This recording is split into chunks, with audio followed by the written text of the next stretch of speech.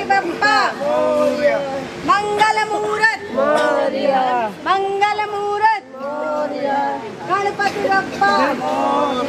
भगवान की है आरती, पापियों को पाप से है तारती। श्री भागवत भगवान की है आरती, पापियों को पाप से है तारती। श्री भागवत भगवान की है आरती, पापियों को पाप से है तारती। श्री भागवत भगवान की है आरती, पापियों को पाप से है तारती। ये अमरकंठ ये मुक्तिपंथ ये पंचम वेद निराला, नव ज्योति जगाने वाला, नव ज्योति जगाने वाला, नव ज्योति जगाने वाला।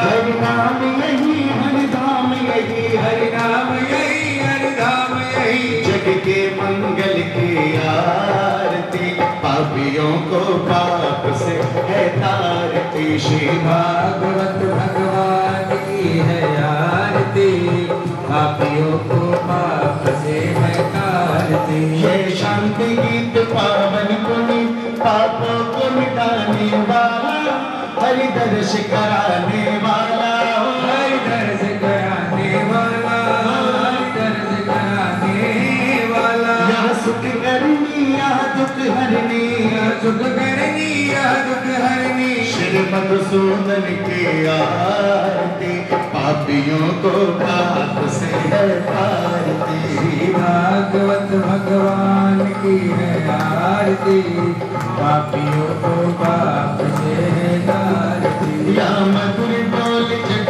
बंद खोल, सन्मार्ग दिखाने वाला, बिगड़ी को बनाने वाला, बिगड़ी को बनाने वाला, बिगड़ी को बनाने वाला। शुभ राम यही घनश्याम यही, श्री राम यही घनश्याम यही। राजा राम यही राधे श्याम यही, राजा राम यही राधे श्याम यही। प्रभु के महिमा की आरती, पापियों को पाप से है तारती। श्री भागवत भगवान की है आरती, पापियों को पाप से है तारती। हर कर्पूर्ण गौरम करुणावतारम, संसार सारम भुजगेन्द्रहारम, सदा वसंतम हृदयारविंदे, भवं भवानी सहितं नमामि। त्वमेव माता च पिता त्वमेव बन्धु च सखा, त्वमेव वेद्या गुरुं त्वमेव त्वमेव सर्वं मम देव देव। हरे राम राम राम राम हरे हरे, हरे कृष्णा हरे कृष्णा हरे हरे, राधे कृष्णा हरे हरे, हरे कृष्णा हरे हरे, राधे कृष्णा हरे हरे। बोले भागवत भगवान की जय, बोले कृष्ण कन्हैया लाल की जय, बोले राधे रानी सरकार की जय, गुरुदेव महाराज की जय, बोले सच्चे दरबार की जय, बोले शंकर भगवान की 33 कोटि देवी देवताओं की। आइए सभी भक्त अपने यथा स्थान पर विराजमान हो जाएं।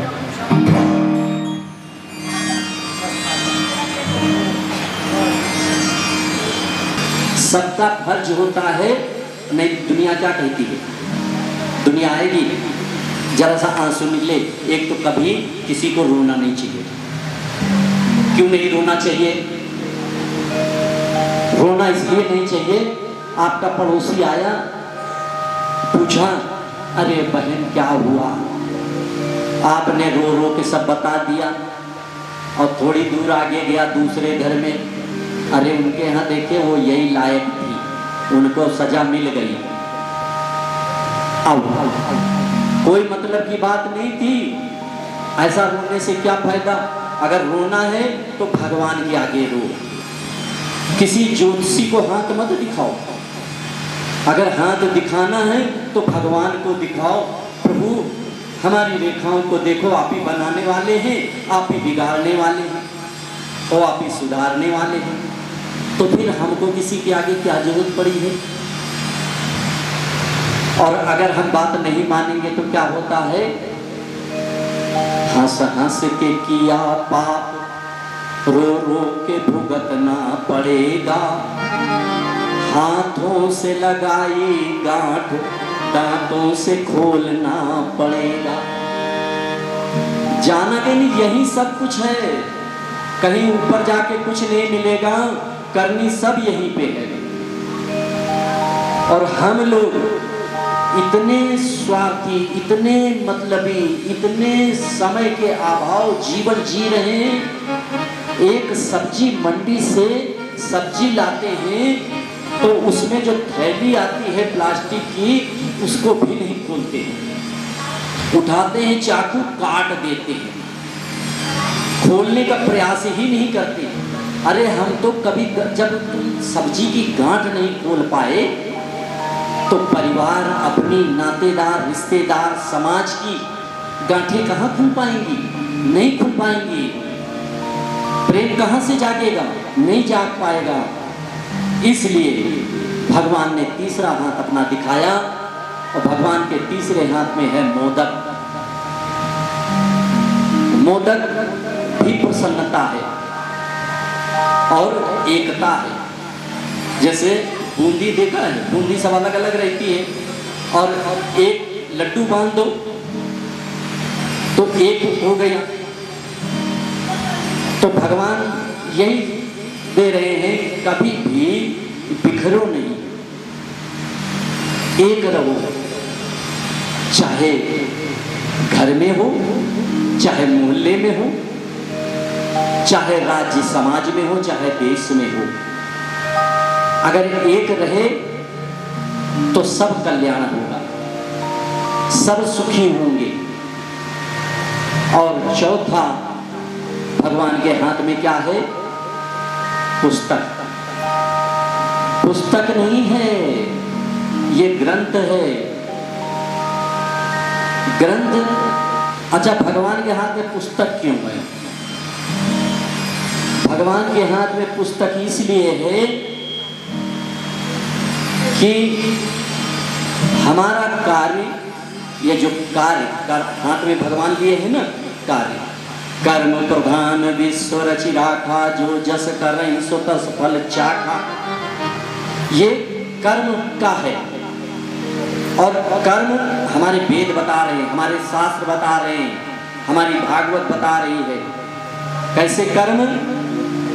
जो शास्त्र निहित कर्म है, जो शास्त्रों में बताया गया है, उन कर्मों को करने के लिए भगवान गणेश ने हाथ में पोथी ले रखी है। अब हमने पढ़ बहुत लिया, जान बहुत लिया, मगर अमल में नहीं लाए। और जब तक हम अमल में नहीं लाएंगे तो क्या हमको कुछ लाभ होगा? नहीं लाभ होगा। तो शास्त्र हमारे बता रहे हैं क्या खाना है, क्या नहीं खाना है, क्या पीना है, क्या नहीं पीना है, कहाँ जाना है, कहाँ नहीं जाना है। अगर हम भगवान के गणेश जी के इन 4 बातों का अमल करते रहेंगे तो हमारे जीवन में बड़ा ही आनंद आएगा। और गणेश जी, और एक उदाहरण से आप और जल्दी समझ जाएंगे। देखिए, गणेश सर्वोपरि, ये आज की बात नहीं है, ये कब का है। गणेश जी हमेशा हर समय रहे हैं। तो गणेश जी का कोई भी देवता हो, लाखों करोड़ों वर्षों का कार्यकाल होता है और इस कार्यकाल में कितने हमारे आपके जन्म होते हैं, कितने बार हम क्या क्या बनते हैं, 84 लाख योनियों में भटकते हैं। हमको तो खुद ही नहीं पता कि हम कहाँ कहाँ से आए, कहाँ कहाँ गए, क्या क्या किए। मगर इतना जरूर पता है, क्योंकि ये शास्त्र कह रहा है, गणेश पुराण कह रही है कि जो गणेश जी की महिमा को सुनता है, गाता है और नृत्य करता है, उसके जीवन की हाजिरी हम लगाते हैं। वो उसमें काल नहीं लगाता हाजिरी, गणेश जी स्वयं लगाते हैं हाजिरी और कहते हैं कि उसके जीवन की रक्षा यहाँ और वहाँ मेरी जिम्मेदारी है।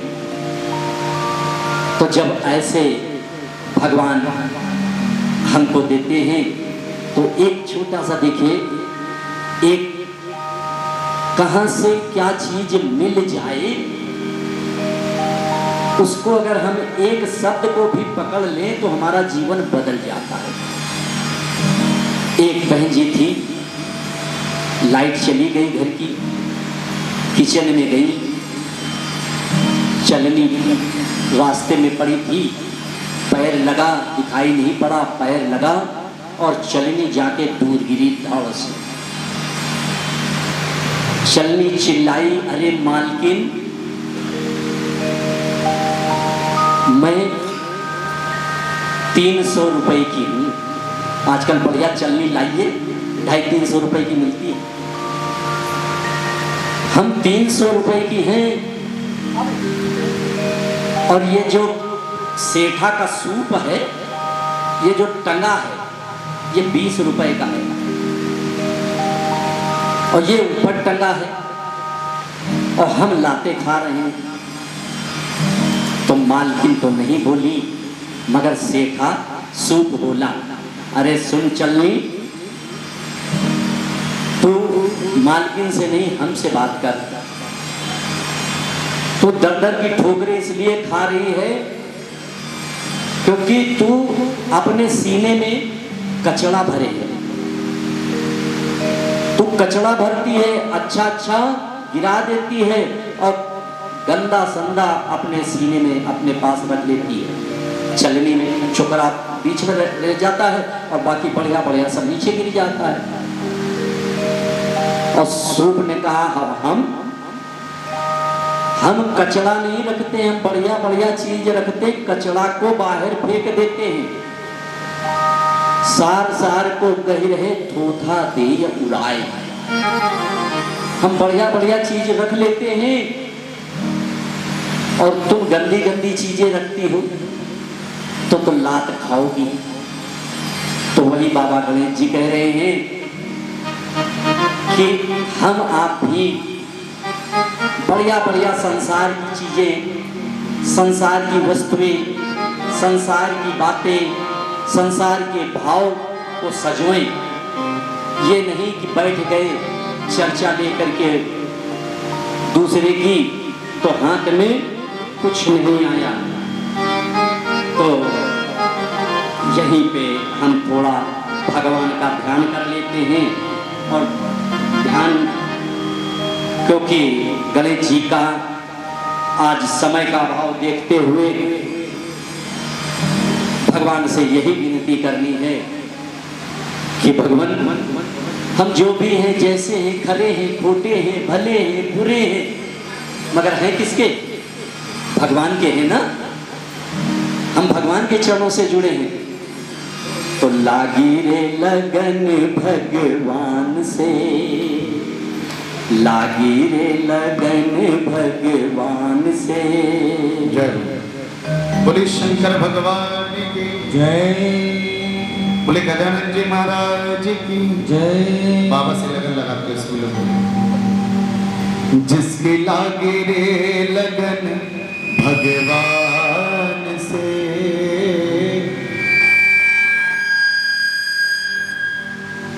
ओ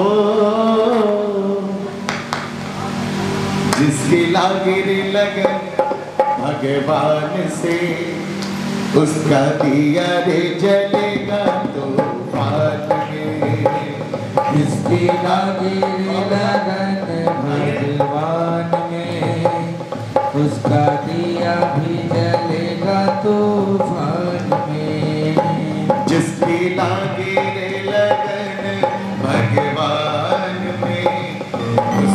दिया भी जलेगा तूफान में।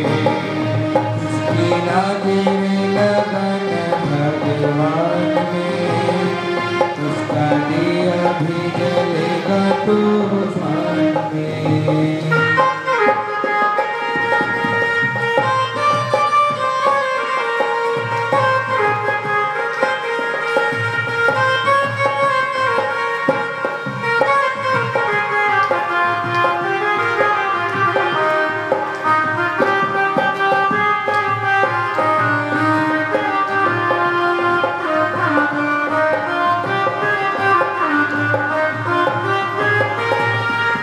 तन का दिया मन की बाती, हरि भजन का तेल रे, हरि भजन का तेल रे, हरि भजन का तेल रे। तन का दिया मन की बाती, हरि भजन का तेल रे, हरि भजन का तेल रे, हरि भजन का तेल रे। काहे तू घबराता है, ये तो प्रभु का खेल रे, ये तो प्रभु का खेल रे, ये तो प्रभु का खेल रे। इसलिए जिसकी लागे रे लगन भगवान में, जिसकी लागे रे लगन भगवान में, उसका दिया रे जलेगा तूफान में। भगवान आज हम भागवत आखिर आए क्यों और भागवत सुनने से होता क्या है, और हमने कितनी बार सुना, हमको मिला क्या। कई सारे प्रश्न उठते हैं। इस बात में एक बात हम भूल जाते हैं, जाने बिनु न होए प्रतीति, बिनु प्रतीति होए नहीं प्रीति। जब तक हम किसी के बारे में जानेंगे नहीं, तब तक उससे हमको प्रेम नहीं होगा। इसीलिए हम भागवत चाहे एक बार सुने और चाहे 10,000 बार सुने, यदि हमको भगवान, ये भागवत है क्या, कल्प वृक्ष है। जैसी जो कामना हम करेंगे इससे वही मिलता है। भागवत में क्या है, 18,000 श्लोक है, 18,000 श्लोक, और इसमें स्कंद कितने हैं, 12 स्कंद है और 335 अध्याय हैं और 739 इसमें कथाएं हैं। तो क्या भैया 7 दिन में 739 कथाएं कही जा सकती हैं? नहीं कही जा सकती। केवल हम उनके सार को जान सकते हैं, समझ सकते हैं। तो हम इस लिखा पढ़त में इसमें 18,000 श्लोक है, मगर ये जान ले मौजूदा हालत में इसमें 18,000 श्लोक नहीं है। कितने हैं? 14,000। 4,000 कहाँ चले गए? 4,000 सभी को मालूम है। कुछ आताताइयों ने बिहार में नालंदा यूनिवर्सिटी और सारे ग्रंथ हमारे वही रखे जाते थे, सब वही थी। और पहले क्या थी? श्रुति परंपरा सुन करके संत महात्मा सब याद रखते थे, उसके कारण ये बच गई। तो जितने कितना बचा लिया, बहुत बच गया। तो 14,000 कंठस्थ थे 18,000 में, तो आज मौजूदा हालत में 14,000 इसमें हैं, लिखा पढ़त में 18,000 हैं। और 335 अध्याय है और 12 स्कंद है और इसमें हर 2 स्कंद पे एक प्रश्न किया गया है। तो कितने प्रश्न हो गए? 6 प्रश्न। ये दूसरे अध्याय की बात है, आज केवल महिमा की बात है। इसमें 6 प्रश्नों के जवाब हैं। 18,000 श्लोकों में 6 प्रश्नों के जवाब हैं। अच्छा, अब हम जाने कि आखिर भागवत है क्या। भागवत में कितने अक्षर हैं? 4 अक्षर, भा, गा, वा और ता, भागवत। और 4 चीजें ये भी हमारे पास में है, मगर हम तारतम्य नहीं बैठाते हैं। और जब तारतम्य नहीं बैठता है तो हम, इसीलिए गणेश जी के कान कितने बड़े, सूप जैसे। कान बड़े होने का मतलब क्या है कि सुनो ज्यादा, रखो कम। सुने क्या? जो अब हमने मान लिया सुबह से शाम तक बाहर निकले, दुनिया भर की बातें हो गई। जो हमारे काम की चीज है वो हम अपने दिल में रखें और बाकी सब निकाल दें। और नहीं, अगर सब चीजें रखेंगे तो ना तो हमको कुछ याद रहेगा और ना ही कुछ कार्य हमारा हो पाएगा। तो इसलिए भागवत के इन 4 अक्षरों के बारे में हम जानते हैं। भा माने होता क्या है? भा माने होती है भक्ति। और भक्ति का संबंध कहां से है? भक्ति का संबंध आत्मा से है। तभी देखो, हम सबका जन्म हुआ तो कैसे जन्म हुआ? शरीर किससे मिला? माता पिता से। आत्मा कहां से मिली? परमात्मा से। आत्मा ने प्राण नहीं माता पिता ने डाले, माता पिता ने शरीर का निर्माण किया। और आत्मा और प्राण हमारे भगवान ने डाले। तो इसीलिए जो भक्ति है, तो भक्ति का संबंध आत्मा से रखा। लोग कहेंगे अरे भैया हमारे तो मन से है। भक्ति मन से नहीं होती है, भक्ति आत्मा से होती है। और दूसरा अक्षर है गा। गा है ज्ञान। और ज्ञान कहां से आता है? ये बुद्धि है। बुद्धि, ज्ञान बहुत चीजों का है, मगर बुद्धि उतने ही स्वीकार करती है। अगर सूक्ष्म आप देखें तो बहुत सारी चीजें आप भूल जाते हैं। और बहुत सारी चीजें ऐसी हैं कि बहुत छोटे बचपन में थे और कोई घटना ऐसी है जो उस समय आपको नहीं अब तक की याद होनी चाहिए, मगर वो आज तक के आपको याद है बचपन की घटना। ये है बुद्धि, कि ये बुद्धि ने सजो के रखा।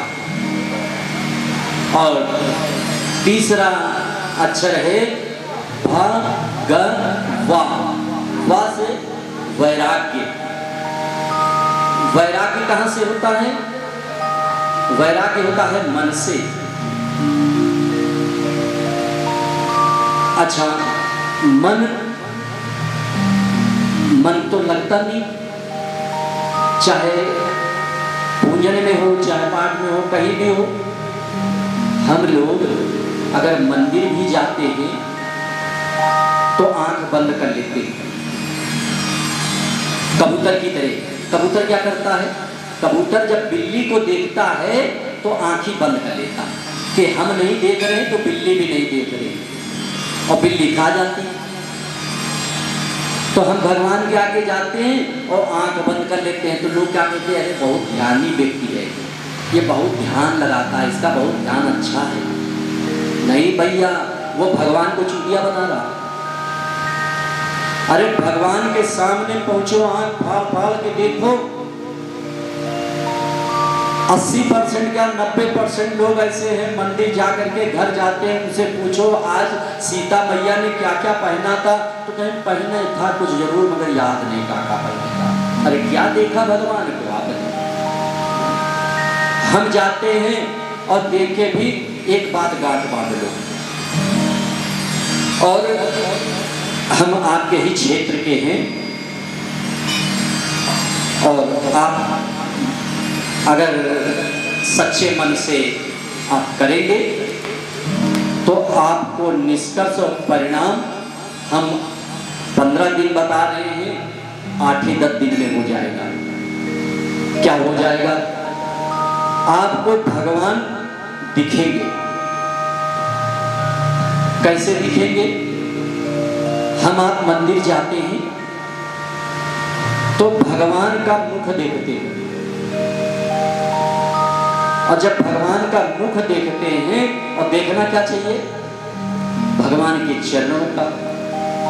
आप 15 दिन नियम से मंदिर आइए और भगवान के चरण के दर्शन करके चले जाइए, और चरणों को ही याद रखिए, मुख न देखिए।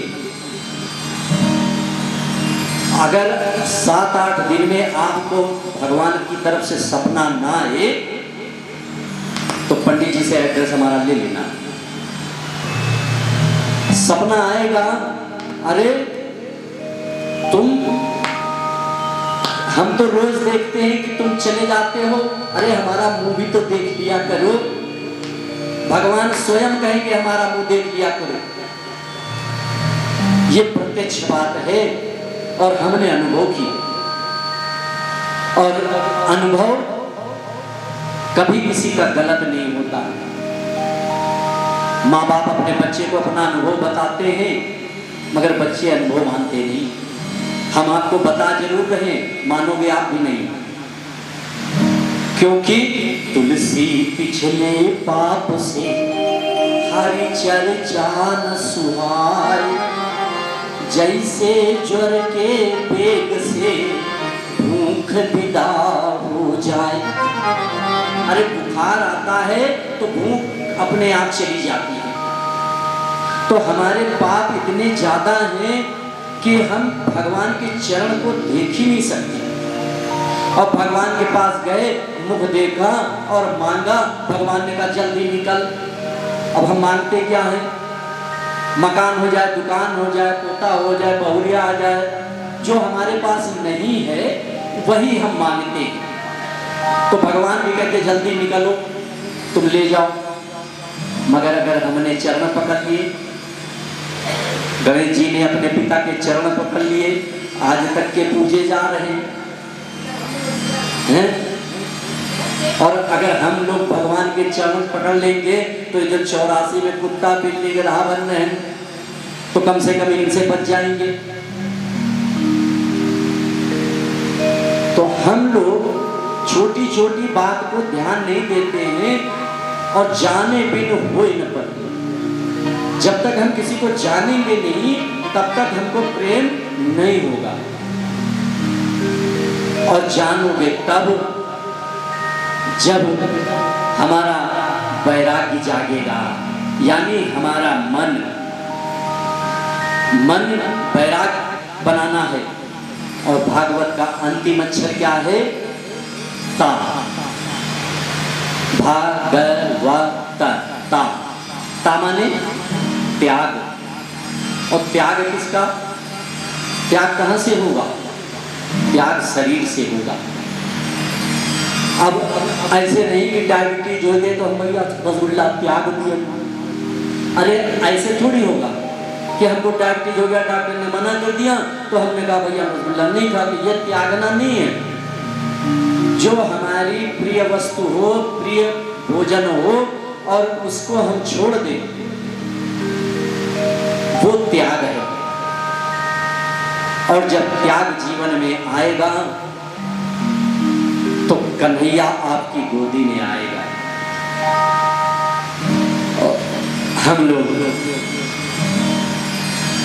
भागवत को बड़े सूक्ष्म तरीके से समझते हुए चलेंगे। आज पहला दिन है, समय का अभाव है। कल से ठीक 4 बजे आप लोग आ जाएंगे तो हमारी भी हाजिरी ठीक 4 बजे लगेगी और 7 बजे विश्राम हो जाएगा। और जब आप लोग देर से आएंगे तो फिर कथा देर तक चलेगी। इसलिए समय का ध्यान रखें। आज पहला दिन है, आप भी थके, हम भी थके। और आज 2 कथाएं हैं, इनको हम लोग महिमा की सुन लेते हैं।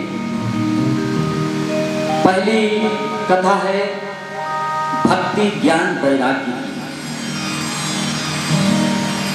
जब ये भागवत द्वापर का युग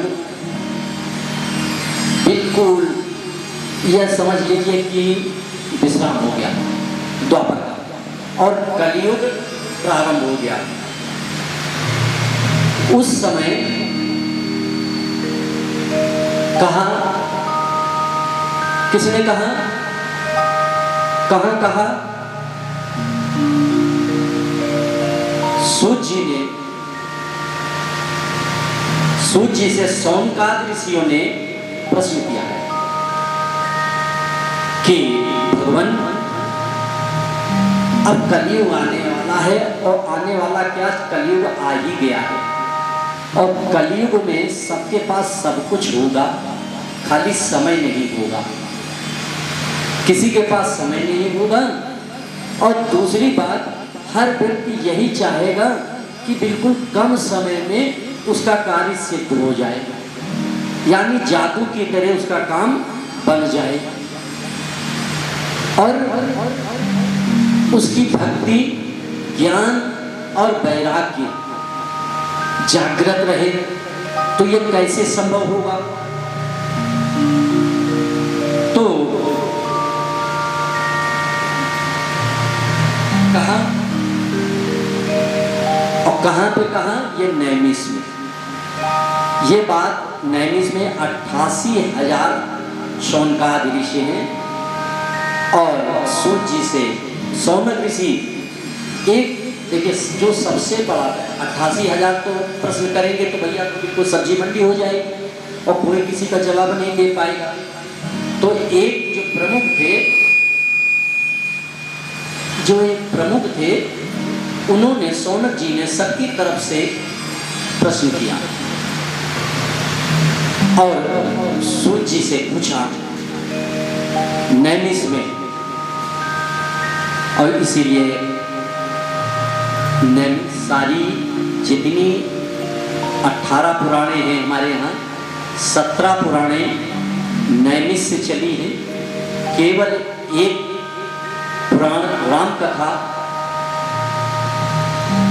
प्रयाग से शुरू हुई है, बाकी सब नैमिष से शुरू हुई है। तीरथ परमो नैमिष विख्याता, इसीलिए संसार में नैमिष तीर्थ, पावन तीर्थ विख्यात है।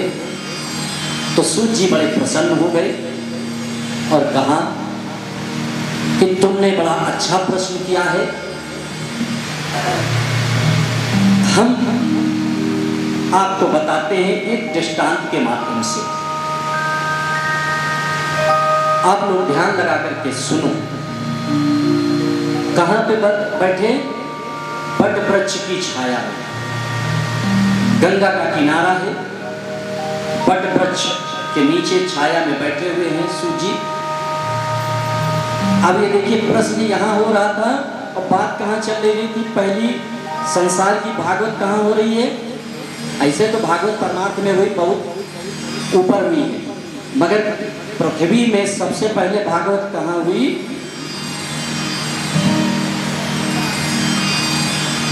सबसे पहले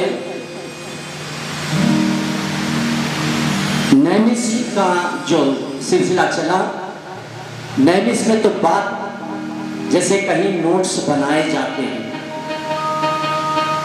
और उस नोट्स को तैयार करके एक जगह रखा गया और फिर उसको रूप दिया गया। तो पृथ्वी की जो सबसे पहली कथा हुई वो हरिद्वार में होगी और कहाँ होगी?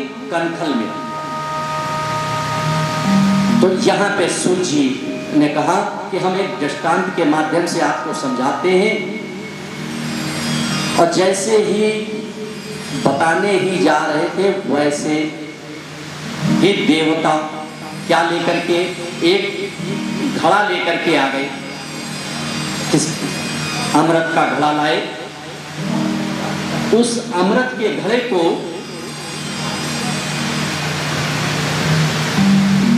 शुदा कुम्भम गृहीत्वैव देवा सत्र समागमनम शुभ नत्वा वर्ण सर्वे स्वहकारि कुशलाशुरा।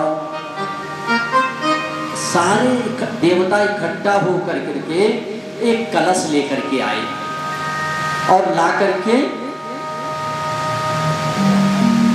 रख दिया। और जब रखा तो सुखदेव जी ने कहा, अरे ये यहाँ क्यों लाए हो? इसमें क्या है? तो कहा कि इसमें अमृत है। यहाँ क्यों लाए? अरे लाए इसलिए हैं कि हमने सुना है परीक्षित जी मरने वाले हैं। तो परीक्षित जी मरने वाले हैं, इसलिए हम सब लोगों ने एक विचार बनाया कि ये अमृत इनको पिला दिया जाए, परीक्षित जी को, और जो परीक्षित जी को कथा सुनाने जा रहे हैं वो कथा हम सब देवताओं को सुना दीजिए।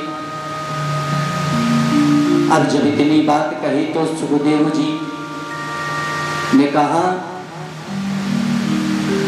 अरे ठगियाओं, और मनी मन में सोच रहे हैं कि ये देवता परमार्थी हैं। अरे आज तक संसार में तो आए दिन लोग मरते रहते हैं, तब देवता नहीं आते हैं। और आज क्या हो गया कि ये अमृत कलश लेकर के आ गए, तो ये स्वार्थी है।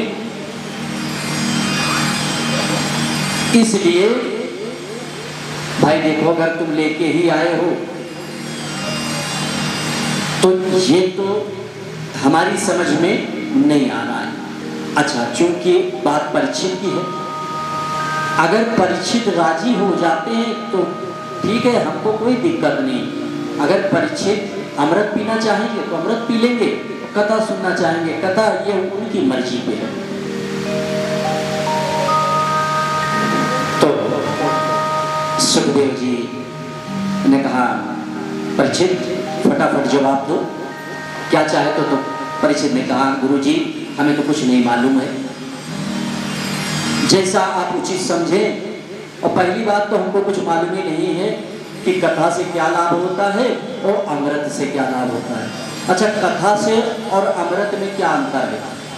अमृत माने क्या होता है कि पी लेंगे तो मरेंगे नहीं? नहीं भैया, ऐसा नहीं है। अमृत पीने वाला भी मरता है।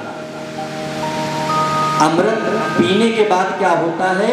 लंबा जीवन, जीवन जो होता है लंबा हो जाता है।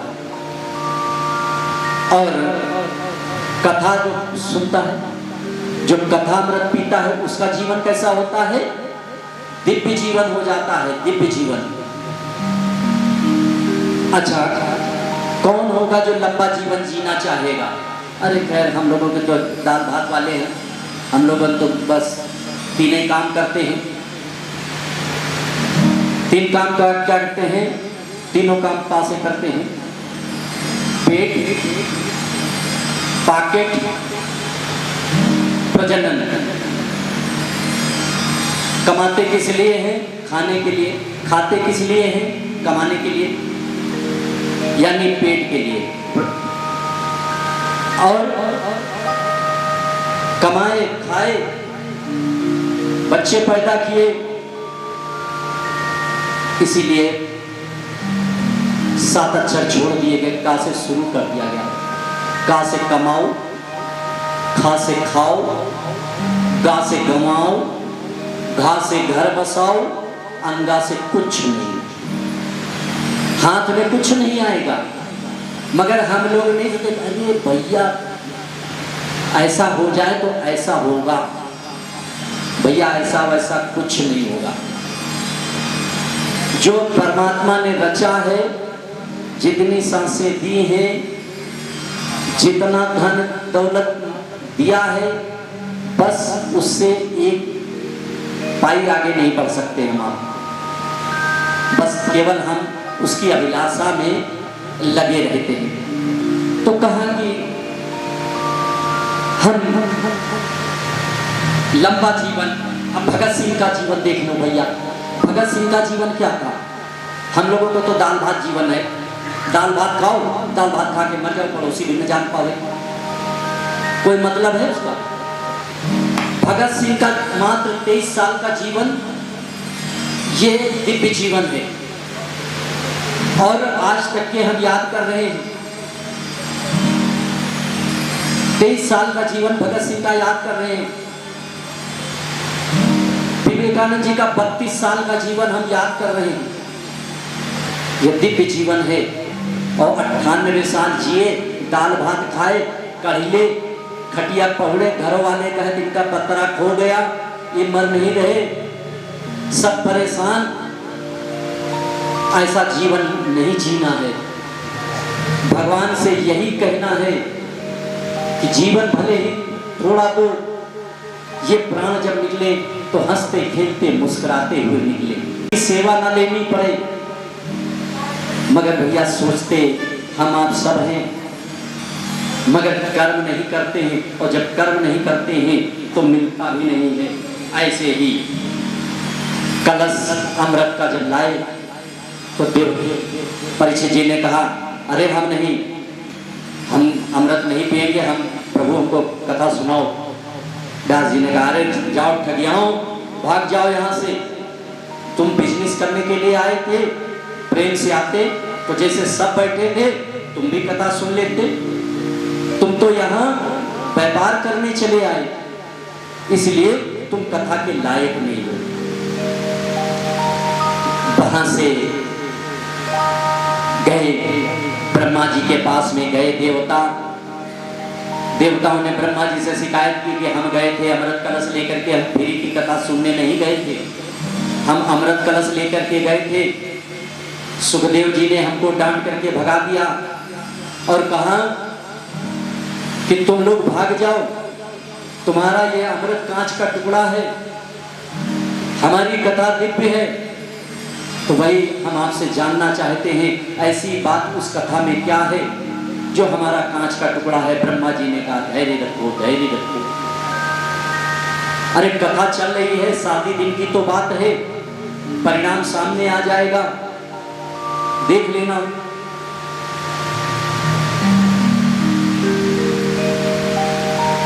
राम जी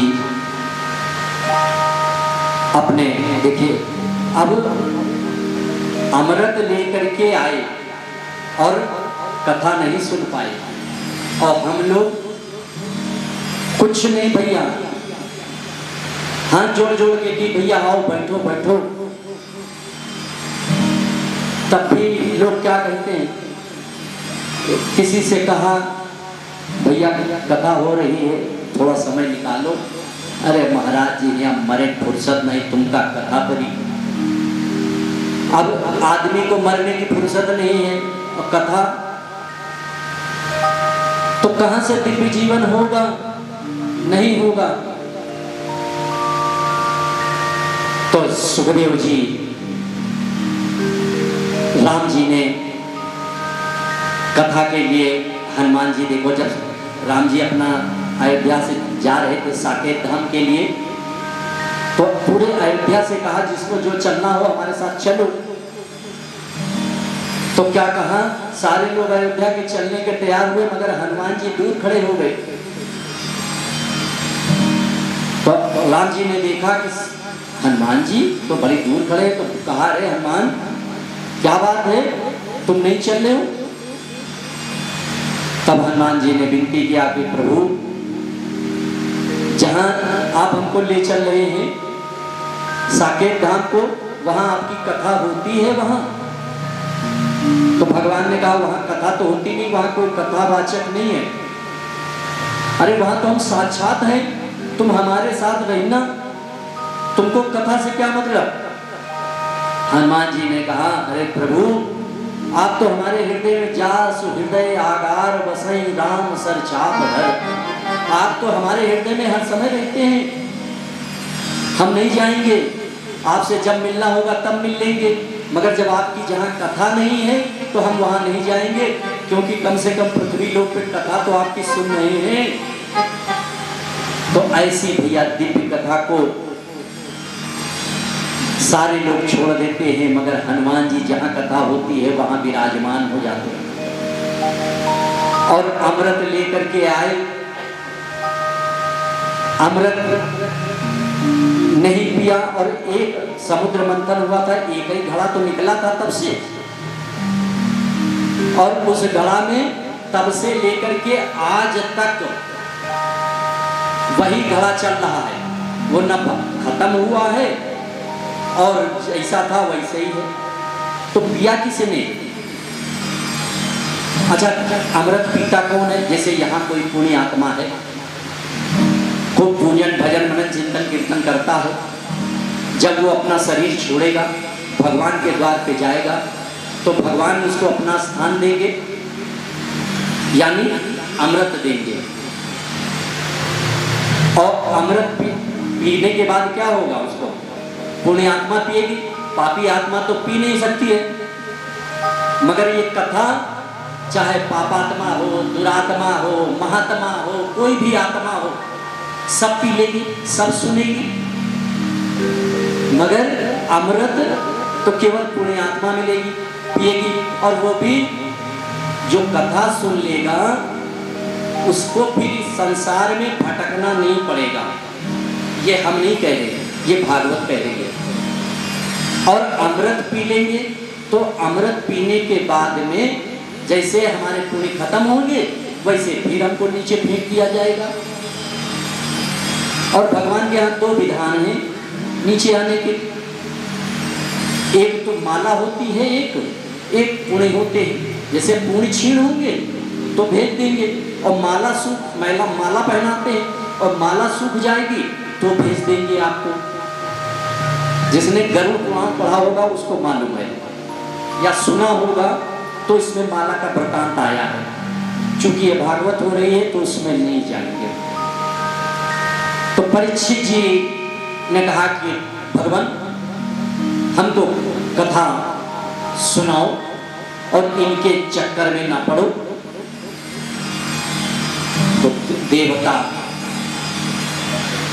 भागे। जब वहां ब्रह्मा जी ने देखा 7वां दिन कथा का समाप्त हुआ, विश्राम हुआ, तो परीक्षित जी के लिए रथ आया और रथ पे बैठ करके बैकुंठ लोक को गए। तो जब ब्रह्मा जी ने देखा तो हतपत रह गए, सारे देवी देवता हतप्रत रह गए। अच्छा हतप्रत क्यों हो गए? हतप्रत इसलिए हो गए, दो लोगों को शास्त्रों में जगह नहीं है। कौन से दो लोग हैं?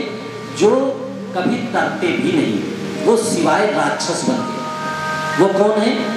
एक जिसको सांप काटता है, सांप जिसको काटता है वो नरक में ही रह करके उसका जीवन वही व्यतीत होता, जैसे आजीवन कारावास। और दूसरा आत्महत्या, जिसने अपने शरीर को स्वयं नष्ट किया, क्योंकि जो हम चीज देते नहीं उसको हम नष्ट करने वाले कौन होते हैं? मगर जब हम अपने शरीर के मालिक बन जाते हैं तो अब अगर नष्ट कर दिए तो फिर जीवन में तो ये शरीर कभी मिलेगा ही नहीं। 84 लाख योनियों में भी नहीं जाओगे, जीवन भर नरक में ही पड़े रहोगे। ये ब्रह्म पुराण कह रहा है। तो यहाँ पे परीक्षित जी जब साक्षात पहुंचे तो ब्रह्मा जी की आंखें फटी रह गई और कहा जल्दी से तराजू लगाओ, आखिर ये भागवत है क्या चीज? बताओ ऐसा है इसकी तो यहाँ जगह नहीं थी और ये भागवत सुन के आ गया। और हम लोग भी भैया गांठ बांध लो, जीवन में अगर मन लगे या ना लगे, मन किसी का नहीं लगता। देखो झूठ भले कह दो कि हाँ मन लगता है, मन नहीं लगता है। और मन तब लगेगा जब मन के पीछे हम लगेंगे, तब मन लगेगा। और नहीं तो इतनी देर में बैठे, कितनी बार मन घर हो आया, अलमारी खोल के देख आया, किचन में हो आया, चाय का टाइम हो गया है, दूध बाहर रखा के अंदर रखा, सब चीज देख आ रहा है, तो फिर लौट आ रहा है कथा में। मगर आ रहा है तो ठीक है, वो भी ठीक है। भागने दो, कब तक भागेगा, बस इसके पीछे लगे रहो। ये भाग रहा है, भागने दो, इसके पीछे लगे रहोगे तो एक दिन ये रुक जाएगा। और जिस दिन ये रुक गया उस दिन आपका काम हो जाएगा। अभिषेक जी ज्यादा थोड़ा सा ध्यान देते रहो, है ना। और इधर ब्रह्मा जी ने तौला, सारे भागवत एक पलड़े पर रखा और जितने वेद वेदांत जितनी शास्त्र थे सब एक पलड़े में रखा, मगर भागवत सब पे भारी। कहने का क्या मतलब हुआ?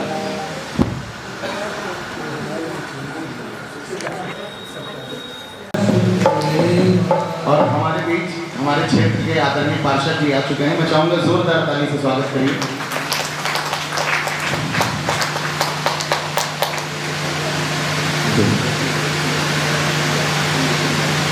बोली सच्चे दरबार की, बोले भागवत महापुराण की, श्री कृष्ण भगवान की, बोले राधे रानी सरकार की।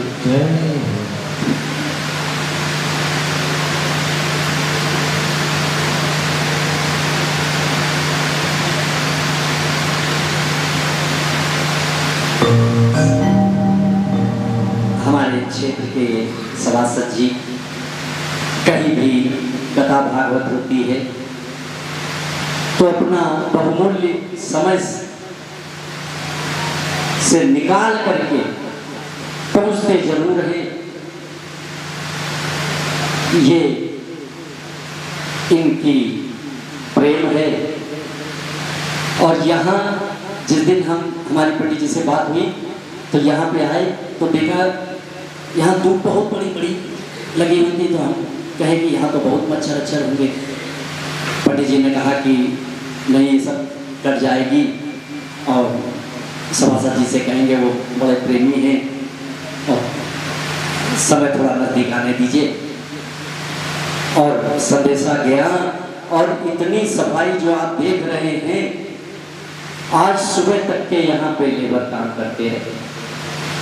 इनको धन्यवाद है जो कि हम सब लोग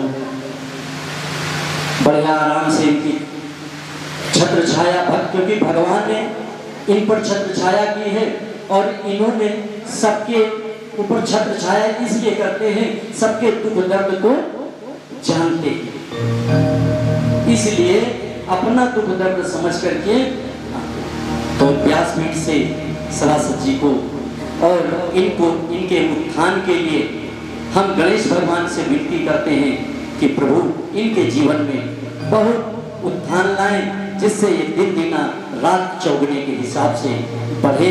भगवान इनकी मनोकामना को पूर्ण करें। बोलो कृष्ण कन्हैया लाल की।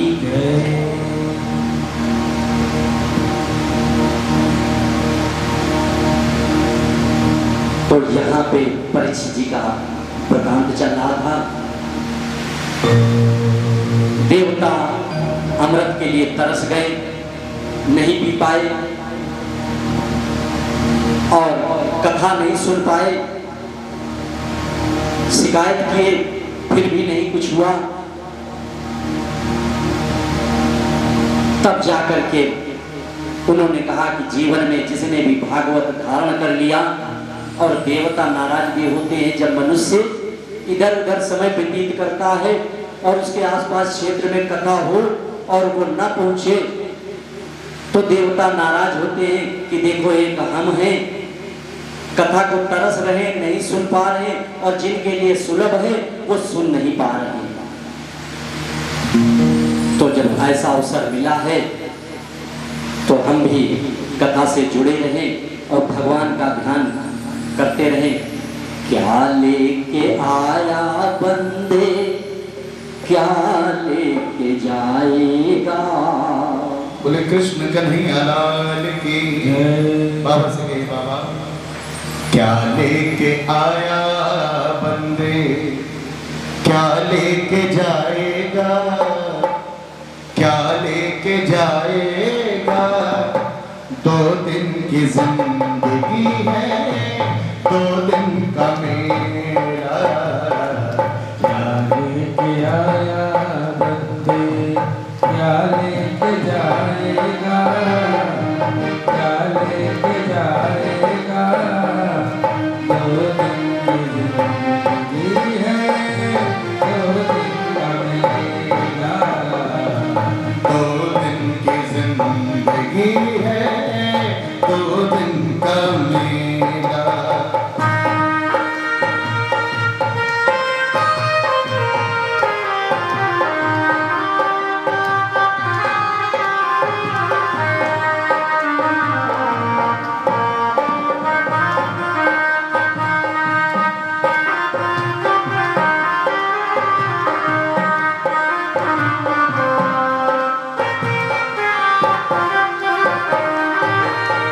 इस जगत सराय में मुसाफिर रहना 2 दिन का, मुसाफिर रहना 2 दिन का, मुसाफिर रहना 2 दिन का। क्यों व्यर्था करे गुमान, माया धन काया जौवन का, माया धन काया जौवन का, माया धन काया जौवन का। नहीं है भरोसा पल का, माटी का ढेला, माटी का ढेला। 2 दिन की जिंदगी है, 2 दिन का मेला। क्या लेके आया बंदे।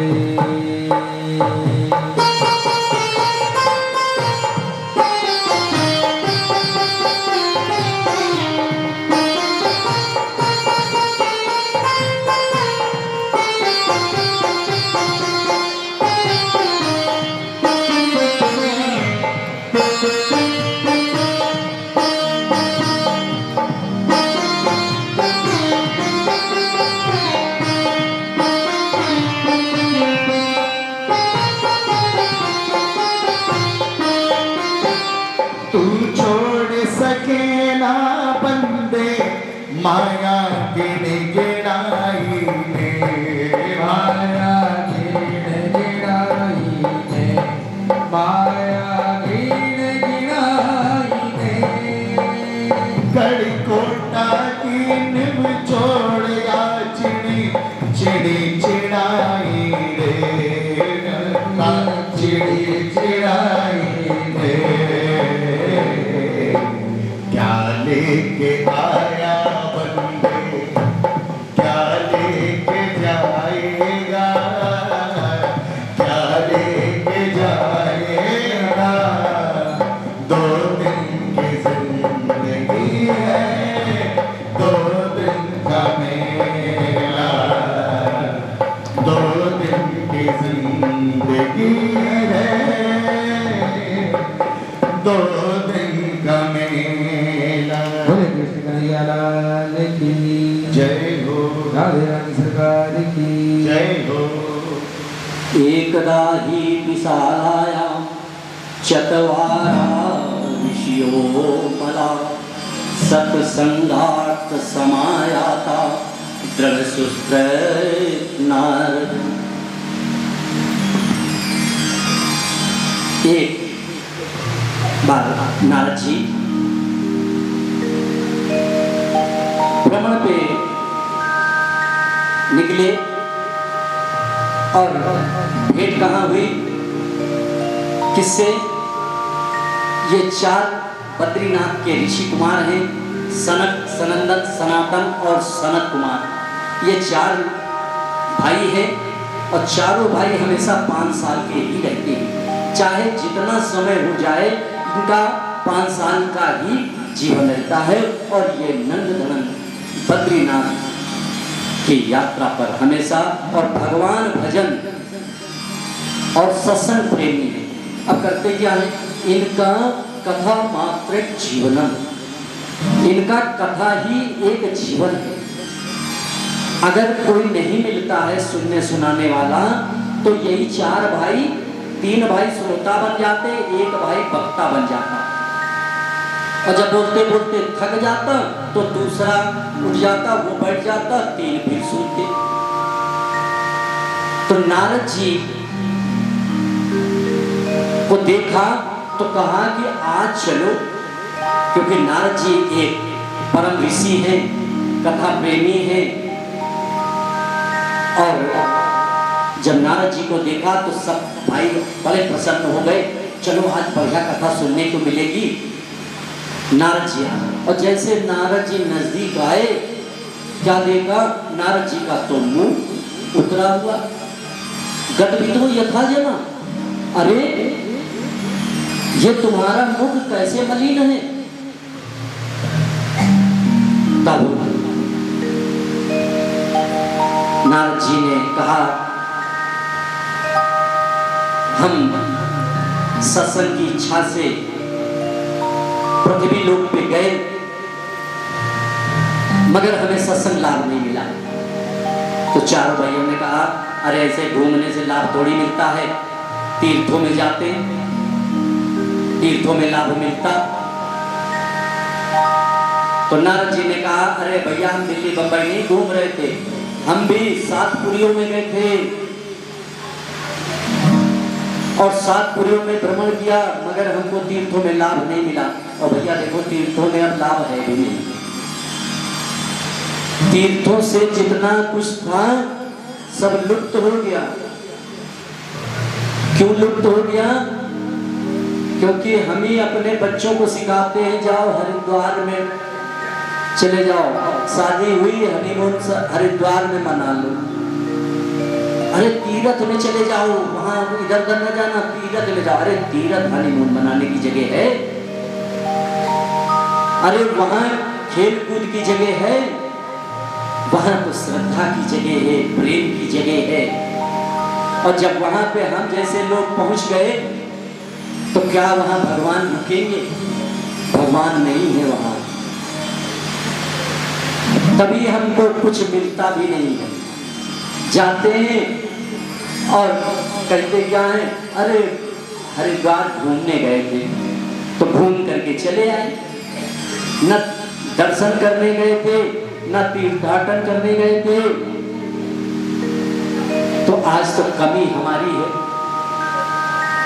और हम दोषारोपण दूसरे को देते हैं।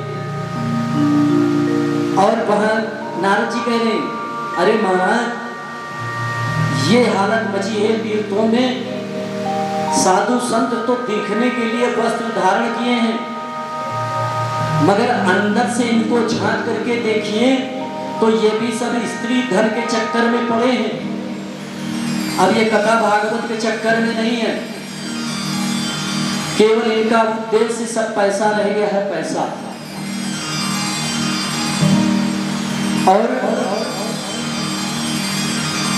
और देखो हम भी क्या कहते हैं, जो भागवत का स्तर गिरा, कथाओं का स्तर गिरा, वो किस लिए? दोषी दोनों हैं, हम भी दोषी हैं, आप भी दोषी हैं। हम दोषी क्यों हैं?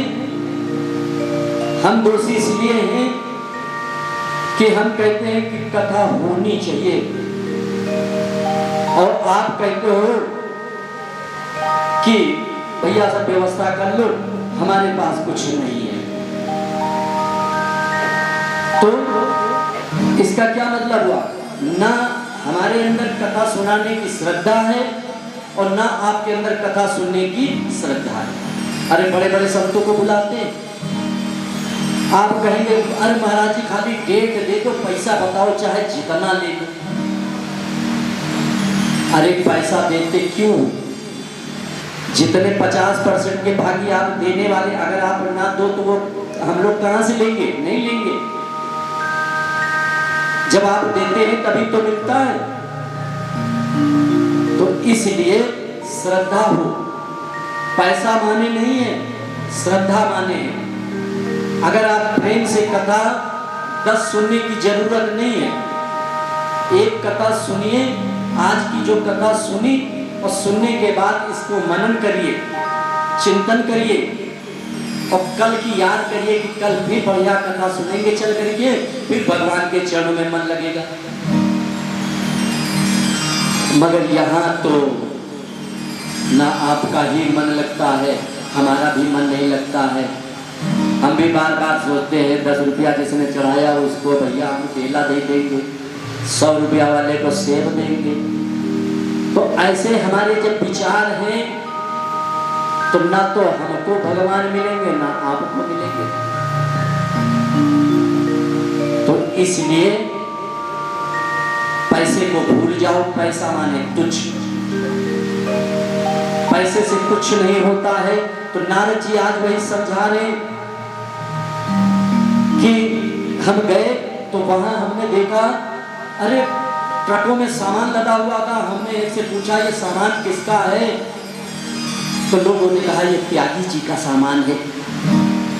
नाम है त्यागी और सामान है ट्रकों में। अरे ये शोर कहां से हो रहा? ये मौनी बाबा के यहां से। अरे ये बच्चे किसके रो रहे हैं? ब्रह्मचारी जी के। नाम है ब्रह्मचारी, रो रहे बच्चे। और हम लोग जा रहे हैं, अरे महाराज जी लो, महाराज जी लो, हमारा कल्याण करो। महाराज जी अपने नहीं कल्याण कर पा रहे हैं, आपका हमारा क्या करेंगे? बुराई नहीं, बुराई हम हमारा नहीं कहने का मतलब है। हमारा कहने का मतलब है आंख खोलो, आंख खोल कर करके आप श्रद्धा उत्पन्न करो और कहीं तीर्थ जाओ और तीर्थों में चले जाओ। 100 रुपया दो तो आधा घंटा दर्शन, 500 रुपया दो 5 मिनट का दर्शन। अरे भगवान ने कहा क्या? मगर हम लोग कहते हैं और आकर के बड़े शौक से बताते हैं, अरे भैया समय था नहीं और 500 रुपया दिया, प्रकार से दर्शन किया। अब भगवान ने कहा कि हमने 500 रुपया तुमको दिया था और तुमने बर्बाद कर दिया। तुमने क्या दर्शन किया? कुछ तो नहीं किया, कुछ नहीं जान पाए। तो नारद जी कहे कि हम बड़े परेशान हो गए, हम भागे। हमने सोचा चलो गृहस्थों के यहाँ चले, वहां गृहस्थों के यहाँ सुख शांति मिलेगी।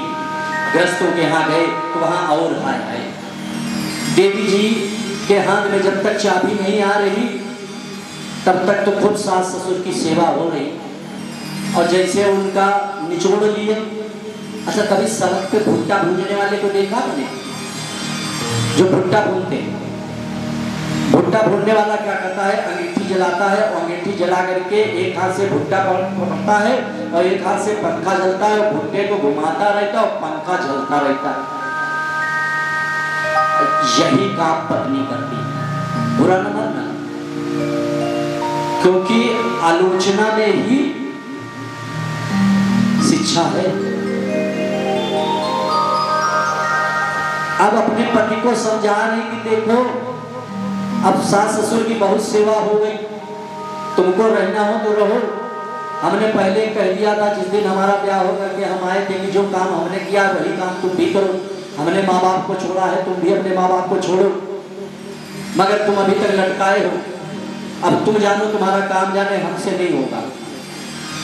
अब निर्णय कर लो कि हमारे साथ रहना है कि ये इन लोगों के साथ में रहना। श्याल को बुद्धिदायी का संबंधों की ये गति हो गई है। लड़के सब चले जाते हैं बाहर विदेशों में, यहाँ देखते होंगे सुनते होंगे कि कोई कंधा देने वाला नहीं। और हर माँ बाप चाहता है कि हमारा बच्चा बढ़िया से बढ़िया कॉन्वेंट में पढ़े, विदेश जाए, कभी लौट के ना आए।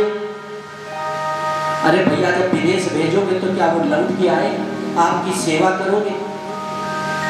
अरे गुरुकुल भेजो, गुरुकुल में भेजा होता तो तुम्हारी रक्षा करता और तुम्हारी सेवा भी करता।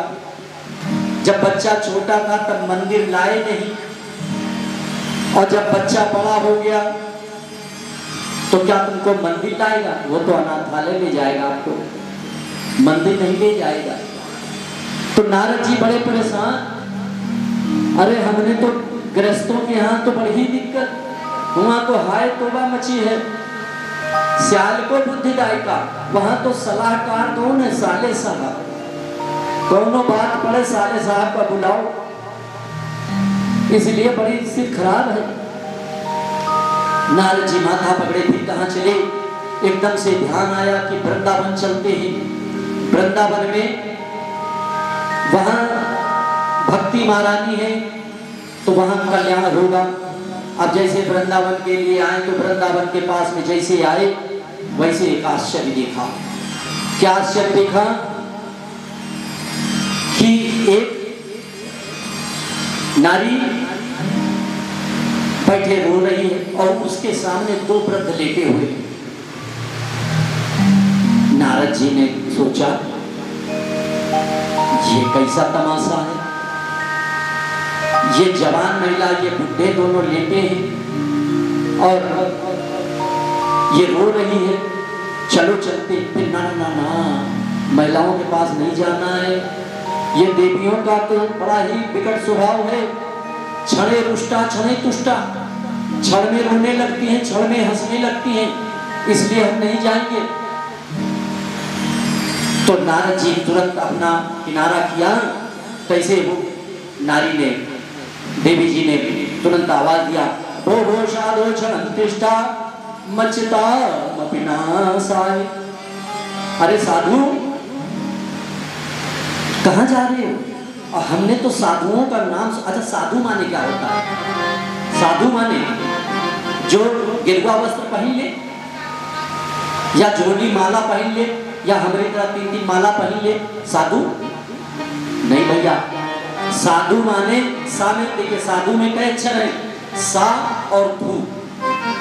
सा माने है सावधान, जो व्यक्ति हमेशा सावधान रहे, और धू माने धुन। सावधान रहे और धुन उसकी प्रभु में रहे वो साधु। या भले ही संसारी व्यक्ति हो, वो सावधान है और अपने कार्य के प्रति सजग है, वो साधु है। गेरुआ वस्त्र पहनने से कोई साधु नहीं हो जाता, केवल भाव अच्छा हो। तो जब उसने रोक लिया तो नारद जी दौड़ करके पहुंचे। अरे क्या हुआ क्या हुआ देवी जी, क्या हुआ? देवी जी ने कहा कि अरे आप कैसे जा रहे थे? हम तो आपका इंतजार कर रहे थे। साधु लोगों की बड़ी महिमा सुनी है कि साधु हम सबका कल्याण करते हैं, और आपने तो बहुत लोगों का कल्याण किया है। ध्रुव जी का कल्याण किया है, प्रहलाद का कल्याण किया है, और आज हमारे ज्ञान और वैराग्य, ये हमारे दोनों बेटे हैं। अहम भक्ति, हम भक्ति हैं, और ये दोनों हमारे बेटे हैं। नारद जी ने कहा राम राम, माता जी 20 साल की, बेटा 90 साल का, ये कैसा आश्चर्य! अरे माता जी ये कैसे हुआ? अरे क्या बताएं, ये कलयुग की माया है। कलयुग ने घेरा। हम तो वृंदावन में आए, तो वृंदावन में आते आते हमारी भक्ति तो जवान है, मगर यहाँ पे आते ही हमारे बेटे ज्ञान और वैराग्य बूढ़े हो गए। इनका कुछ नहीं, ये सब कलयुग की माया है। नारद जी ने कहा अरे हम पहचान गए आपको। अरे नहीं, अगर यही दशा रही तो हम देश छोड़ के चले जाएंगे। कौन कहा? भक्ति ने कहा कि हम देश छोड़ के चले जाएंगे।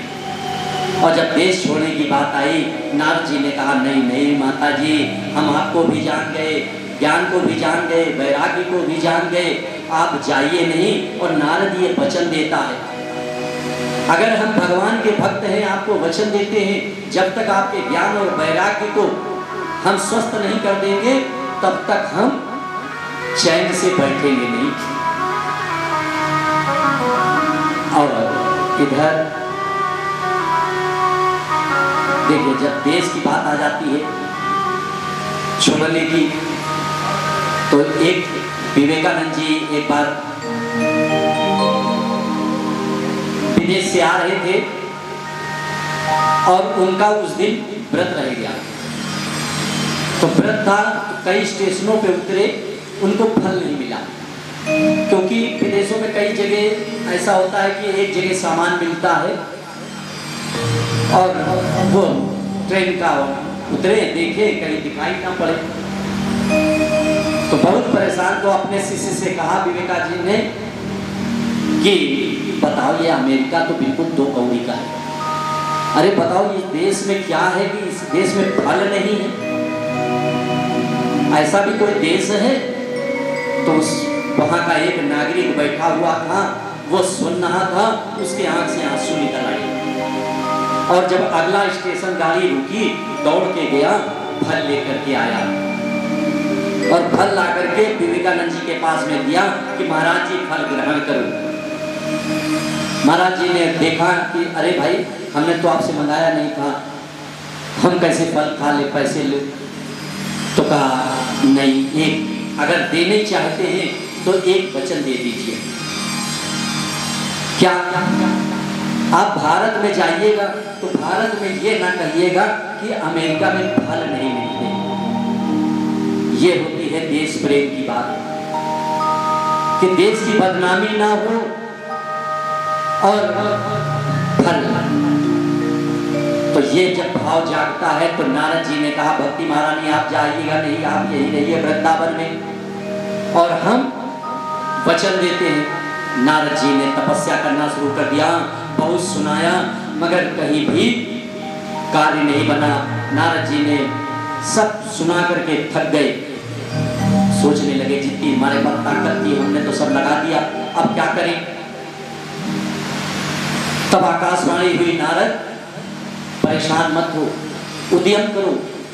नारद जी ने कहा उद्यम तो कर रहा हूँ, सब सुना रहा हूँ, वेद वेदांत सब सुना रहा हूँ, ये उद्यम नहीं तो और क्या है? तब आकाशवाणी ने कहा सत्कर्म करो। अरे सत्कर्म क्या करें? ये सत्कर्म नहीं है क्या? कथा भागवत ये सत्कर्म नहीं है क्या? तब आकाशवाणी ने कहा किसी साधु संत से पूछो। और अंतर ध्यान हो गई आकाशवाणी। आप बताओ, नारद जी सोचने लगे, ना डॉक्टर का बताया, नाम बताया, ना कुछ बताया, अब कैसे पूछे? चलो जो कहा है वो करेंगे। सबके पास गए, नारद जी को कोई बताने को तैयार नहीं हुआ। क्यों नहीं बताने को तैयार हुआ? कि नारद जी एक बहुत बड़े ऋषि विद्वान हैं, इनके सामने साधारण व्यक्ति बोलने की हिम्मत नहीं करता है। आधे साधु संत तो भाग जाएं जहां इनको देखें, और सबसे पूछ रहे हैं कि सत्कर्म कैसे होता, सत्कर्म कैसे होता है, यही कोई नहीं बता पाया। तब यही सोचते सोचते अब वो जो कहानी वहाँ छूटी थी, यहाँ कहानी मिल रही है। अगर आप ध्यान से सुन रहे होंगे तो एक कहानी छूटी थी, एक कहानी मिल रही है। तो नारद जी ने कहा कि देखो, हम सत्कर्म कैसे होता है और हम सत्कर्म कर रहे हैं। तो यही चारों भाई मिले, सनक, सनंदन, सनातन और सनत कुमार जी, चारों मिले और चारों ने कहा अरे आप इतना परेशान क्यों हैं? अरे इसीलिए तो जब आप मिले, आपने परेशानी का कारण पूछा तो हमने आपको बता दिया। अब आप ही बताओ हमारा निराकरण कैसे होगा? चारों भाइयों ने कहा सप्ताह यज्ञ श्रीमद् भागवत कथा श्रवण कराइए, और हमारा वचन है कि ये ज्ञान और वैराग्य हंसते खेलते रहेंगे, उठ बैठेंगे। नारद जी ने कहा भैया हम सब सुना चुके और हमने भागवत भी पढ़ी है। भागवत में ऐसा क्या है सब वेदों का ही तो सार है। तो ऋषि कुमार कहने लगे, नारद तुम जैसा विवेकी आदमी अगर इस तरह का प्रश्न करता है तो थोड़ा अच्छा नहीं लगता। अरे वेद वृक्ष है, वेद वृक्ष है और उसी का पका हुआ मीठा फल भागवत है। अच्छा भैया, जैसे घी की आवश्यकता है, दूध से घी बनता है, मगर कोई चाहे कि लाओ दीपक दूध से जला ले तो क्या जलेगा? नहीं जलेगा, उसको मथना पड़ेगा, मक्खन निकालना पड़ेगा, घी बनाना पड़ेगा, तब जलेगा दीपक। दूध में विद्यमान है घी, मगर नहीं दिखाई नहीं पड़ रहा है। जैसे गन्ने के रस से चीनी से मिठाई बनती है, कोई कहे भैया चीनी से जब मिठाई बनती तो चीनी काहे से बनती? गन्ने के रस से बनती, तो गन्ने के रस डाल दो बर्फी में, तो कोई बर्फी खाएगा? नहीं खाएगा। हर एक चीज का एक रेशियो होता है। तो वेद है वृक्ष और उसी का पका हुआ मीठा फल भागवत कथा है। तो इस भागवत कथा को, अच्छा जैसे कोई कहे कि जब पेड़ इतना मीठा है, वृक्ष का फल इतना मीठा है, तो इसका फल कितना, पेड़ कितना मीठा होगा? जब इसका फल इतना मीठा है तो पेड़ कितना मीठा होगा। और कोई पेड़ को चबाने लग जाए, आम के फल को न खाए और आम के पेड़ को चबाने लग जाए, तो क्या आम का फल रस मिलेगा? नहीं मिलेगा। ऐसे ही जीवन है। हम भगवान की तरफ चलेंगे नहीं, भगवान का पूजन पाठ करेंगे नहीं, भगवान का ध्यान करेंगे नहीं, और हम कहेंगे कि भगवान हमको ये दे दो, भगवान ये दे दो। मिल तो जाएगा मगर रुकेगा नहीं। मिल तो जाता है मगर रुकता नहीं है। रुकता क्या है? जो धर्म से होता है। धर्म के बगैर धन नहीं और धन के बगैर धर्म नहीं। तो नारद जी सब कहा कि अब हमको समझ में आ गया, अब और बात छोड़ दीजिए, कथा आपके हम सुनेंगे और आपके ही मुख से हम सुनेंगे। तो आज वही चारों भाई कहाँ पे? हरिद्वार में। हरिद्वार में, अच्छा हरिद्वार में कथा क्यों हुई? हरिद्वार में कथा इसलिए हुई कि जितने पहाड़ के लोग हैं वो थोड़ा नीचे आ जाएंगे और जितना मैदान के लोग हैं थोड़ा ऊंचे चले जाएंगे। क्या मतलब हुआ? जो ज्ञानी है वो थोड़ा झुक जाएगा, जो अज्ञानी है वो थोड़ा नम्र हो जाएगा, तो चीज मिल जाएगी। इसलिए हरिद्वार के कनखल में कथा हुई। और जो हमें हो रहा था, फिर इसके बाद कथा कहाँ हुई थी? हरिद्वार के बाद में सुखताल में, मुजफ्फरनगर, वहाँ कथा हुई सुखताल में। ये भगवान की कथाएं हैं, भगवान के द्वारा संपादित हुई है। तो कथा होने लगी और जैसे कथा होने लगी, ज्ञान वैरागी कहाँ है? अभी आप लोगों ने कथा सुनी, ज्ञान वैरागी कहाँ है? वृंदावन में। कथा कहाँ हो रही है? कनखल हरिद्वार में। कितनी दूरी है? बहुत दूरी है। मगर दूरी के साथ साथ, अच्छा जैसे आपका मोबाइल है, मोबाइल की रेंज कितनी? ज़्यादा ज़्यादा 1 kilometre, 2 kilometre, 4 kilometre, 5 kilometre. 5 kilometre से ज़्यादा नहीं होती। हर 5 किलोमीटर के बाद में एक टावर होगा, तब आपको रेंज मिलेगी। अभी सरकार ने 5 से ज़्यादा नहीं बनाया। और जो कथा होती है, कथा की रेंज कितनी है? मान लिया हरिद्वार में कनखल में हो रही कथा, और जो पेशेंट है, जो मरीज है, जो रोगी है, वो कहाँ पड़े हैं? वृंदावन में।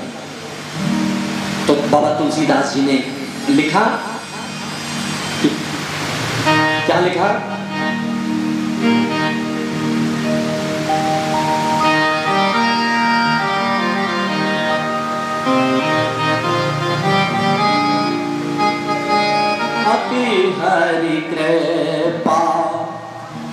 ताही पर होई तेह देह आह मार्ग सोई। तो ये मगर हमारा मन क्या है? टावर है। और मन कहां फंसा है? मन कहां फंसा है? संसार में। कभी तांगा पर कोई बैठा है? तांगे पे कोई बैठा होगा तो उसको मालूम होगा। तांगे पे जो लोग बैठते हैं, एक बार हम तांगे पे बैठे तो जब बैठ के चले तो उसने, तांगे वाले ने घोड़ी हाँकी और वो थोड़ी दूर चले रुक जाए, थोड़ी दूर चले फिर रुक जाए। तो हमने उससे पूछा, भैया तुम्हारी घोड़ी बार बार रुक जा रही है, क्यों रुक जा रही है? तो कहा, महाराज जी ये रोज जहाँ जहाँ सवारी हम उतारते हैं, जहाँ जहाँ सवारी हम चढ़ाते हैं, वहाँ वहाँ ये रुक जाती है। फिर इसको हम बढ़ाते हैं तो ये फिर बढ़ जाती है, तब चलती है। तो क्या समझ रहे हैं? ऐसे ही हमारा मन है। हमारा मन घर से निकला और बढ़िया से किसी की कार देखी, अटक गया। बढ़िया किसी का मकान देखा, मन अटक गया। यानी हमारा मन कितनी जगह अटकता है? 10 जगह। 10 जगह मन संसार में अटका है। और 10 जगह से, अभी हमने पहले शुरुआत में बताया था, माँ के भवन के कितने? 10 दरवाजे। कितनी योगिनियां? 10। कितने तत्व? 5। तो पिछली बात याद करते रहेंगे तो कथा आपके पकड़ में रहेगी। तो 10 जगह हमारा मन भटकता है और इस मन को 10 जगह से छुड़ाने का क्या तरीका है? जैसे घोड़ी वाला, सवारी को घोड़ी रुकी, लगाम पकड़ा, फिर बढ़ाया, तो उसको तुरंत खींचो। ठीक है, अटक गया, कोई बात नहीं, मगर खींचो, फिर उसको भगवान की तरफ लाओ या अपने सत्कार्यों की तरफ लाओ, अपने अच्छे विचारों की तरफ लाओ। और कहाँ कहाँ गिनो, मन कहाँ कहाँ 10 जगह फंसा हुआ। जननी जनक बंधु सुत दारा और तन धन सुहन, तन धन भवन सुहद्र परिवारा। ये 10 जगह हमारा मन अटका हुआ है। अगर इन 10 जगहों से हमारा मन छूट जाए तो परमात्मा में लग जाएगा। आज वही भक्ति महारानी, जैसे यहाँ कथा शुरू हुई वैसे ही वहाँ ज्ञान वैराग्य झूमते हुए, नाचते हुए चल दिए। और जैसे नाचते गाते हुए आ रहे हैं और आए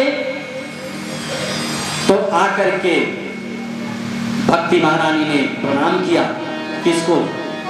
चारों भाइयों को, चारों ऋषियों को प्रणाम किया।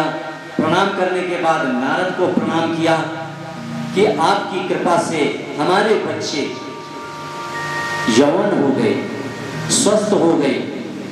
नारद जी ने कहा, भैया हमारा तो वचन सिद्ध हो गया, अगर नहीं तो हम झूठे हो जाते, हम तो अपनी ही उसमें पड़े हैं। भक्ति महारानी ने कहा कि अब हमारे बच्चे स्वस्थ हो गए, हम कथा सुनना चाहते हैं, कहाँ बैठे? हमारे बैठने के लिए स्थान बताओ। तब नारद जी ने कहा, माता ये सारे भक्त हैं, आप इन भक्तों के हृदय में बैठो। भक्ति जब हृदय में बैठेगी तो हमारा मन प्रफुल्लित हो जाएगा। और नहीं संसार में कोई तन दुखी, कोई मन दुखी, कोई धन बिन रहत उदास, थोड़े थोड़े सब दुखी, सुखी राम के दास। सुखी कौन है? जो भगवान से जुड़ा है, जो अपने मन के घोड़े को भगवान में लगा रखा है। अब हमारे पास 10 मिनट का समय है और 7 बजे कथा का समय था। और हमारे अभिषेक भैया का मन लग नहीं रहा है, बार बार कहीं जाते हैं तो थोड़ा सा बैठ जाओ और जो भगवान का नंबर है, अगर कोई चाहता है कि भगवान का बात करना हो, जैसे मोबाइल है, हमारे पास भगवान का नंबर है, अगर आप चाहो तो हम आपको बता दें। और भगवान से बिजी जाता है, ज़्यादा बिजी जाता है, मगर लगाए रखोगे तो एक ना एक दिन लग जाएगा। तो कौन सा नंबर है, नोट करने की जरूरत नहीं, दिल में ही नोट कर लो। नारद जी के पास में है, क्योंकि तुरंत बात हो जाती है नारद जी से भगवान की। नारायण नारायण नारायण नारायण नारायण नारायण नारायण हरि नारायण नारायण नारायण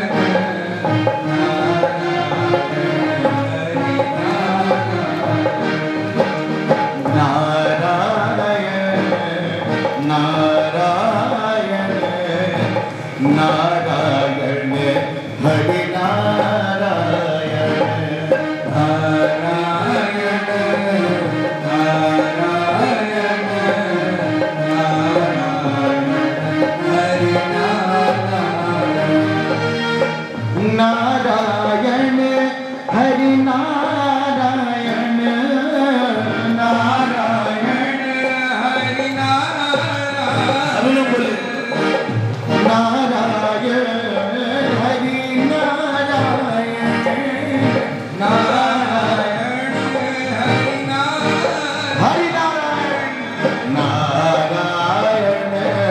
आज की कथा का निचोड़ 5 मिनट में जान लीजिए। और इसको क्योंकि ये ज़्यादातर हम लोग करते हैं, इसलिए हम इस पे ज़्यादा ध्यान देंगे। क्या करते हैं हम लोग, निंदा बहुत करते हैं, एक दूसरे की अवहेलना, निंदा बहुत चुगली करते हैं। और सामने तो करते नहीं, पीठ पीछे वो भी दूसरे का मन देख लेते हैं, ये हमारी तरफ है कि उसकी तरफ है। जब हमारी तरफ होता है तब हम अपनी बात शुरू करते हैं बुराई की। तो ऐसा नहीं करना है। एक पृथु महाराज, पृथु का नाम सबने सुना होगा। पृथु महाराज बहुत बड़े, जिनके नाम से पृथ्वी हुई पड़ी, पृथु के नाम से ही पृथ्वी नाम पड़ा। और इन्होंने ही हमको अन्न धन दिया है। जितना हम आज भोजन कर रहे हैं ये पृथु महाराज की ही कृपा है।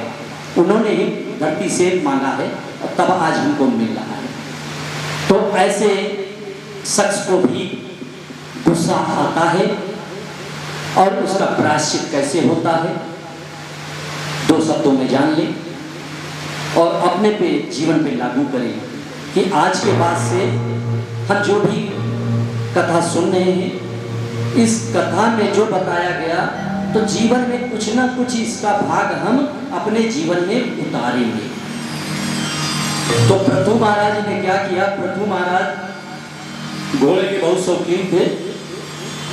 एक दिन अपने घुड़सवार में गए, सुबह सुबह उठे थे, बस अपने घुड़सवार में चले गए।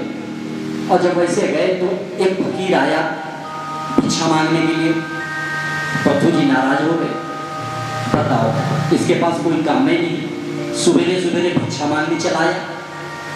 अभी सो उठे, बड़ी गुस्सा हुई उनको और वही घोड़े की लीद मुट्ठी में उठाई और उस सन्यासी के पात्र में डाल दिया। एक मुट्ठी लीद डाल दिया। वो सन्यासी शीलवान था, धैर्यवान था, चला गया और जाकर के अपनी कुटिया के पास में उसको छोड़ दिया। समय बीत गया, राजा एक दिन भटका और उधर से निकल रहा था जंगल से, तो देखा कि जंगल में इतना बड़ा लीद का ढेर है, मगर यहाँ ना तो घोड़े दिख रहे हैं ना कोई घुड़सवार है। तो आखिर ये लीद आई कहाँ से इतनी। तो चलो कुटिया पे आए, महात्मा जी से पूछा, प्रणाम किया, महाराज जी हमको न कहीं घोड़े दिख रहे हैं न कहीं घुड़साल है, तो ये लीद कैसी है? तब उस सन्यासी ने कहा, राजन ये लीद हमको एक राजा ने भिक्षा में दी थी, वही आज ये लीद है। राजा के कांटों घूमे, क्योंकि जो व्यक्ति किया होता है ना, उसको उसकी आत्मा बताती रहती कि हमने ये किया है। तो आज प्रभु जान गए कि अरे ये तो हमने ये किया था, पैरों में पड़ गए, क्षमा मांगने लगे कि वो हम ही हैं, हम ही से गलती हो गई। अब इसका कोई उपाय बताओ महाराज जी, जिससे हमारे ये कष्ट। तो राजा ने, सन्यासी ने कहा, ये तो आपको लीद खानी पड़ेगी। तो राजा कहने लगे कि जब तक चरण नहीं छोड़ेंगे, जब तक आप हमको इसका उपाय नहीं बताओगे। तो कहा, एक उपाय है, उपाय ये है कि जो आपकी निंदा करे और आप उस निंदा के भागी ना हो, आप उस निंदा के भागी नहीं हैं और आपकी निंदा हो रही है, यानी तो आपके ये लीद कम पड़ जाएगी, तब आपके ये पाप कट जाएंगे। राजा ने कहा, ठीक है, ऐसा ही होगा। घर आया, घर में आकर के सुबह का इंतजार करता रहा, रात भर नींद नहीं आई।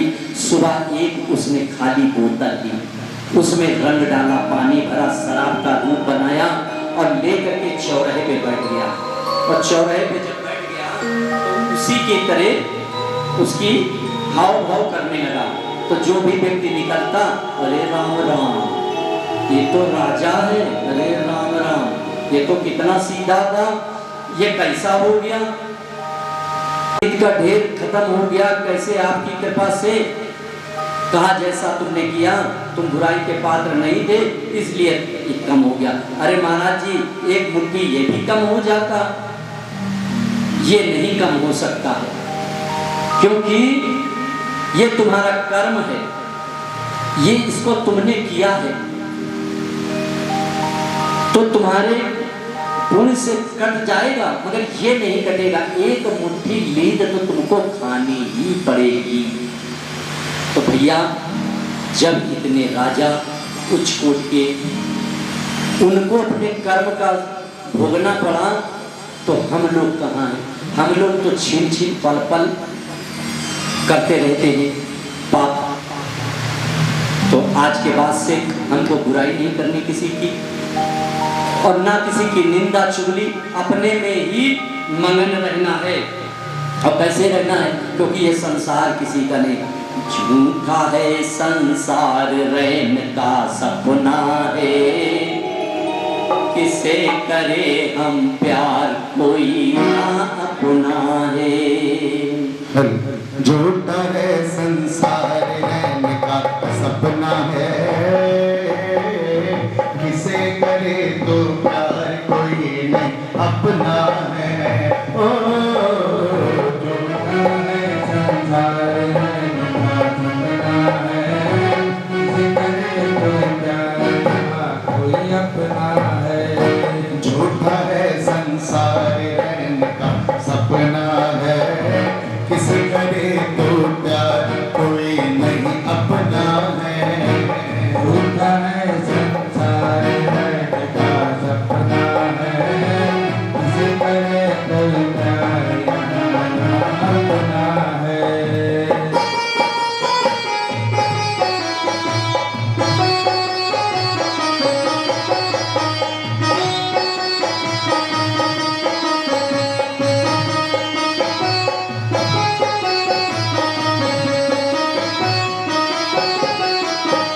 जीवन के सफर में राही, रखना कदम संभाल के,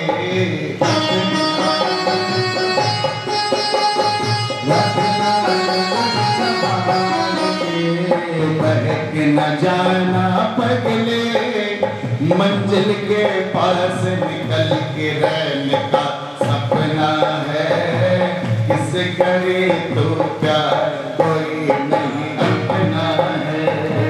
झूठा है संसार, रैन का सपना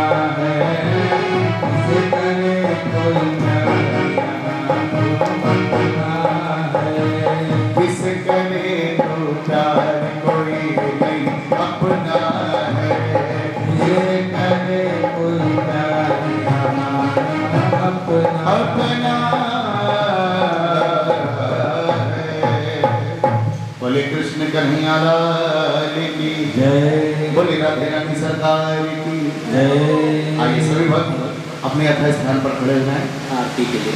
और बाबा की पावन से आरती हम सभी भक्त करेंगे। आरती करेंगे, फिर उसके बाद 5 आरती करने के बाद अन्य लोगों को दे दें, जिससे सभी लोग आरती करें। यहाँ पे आ गए थे।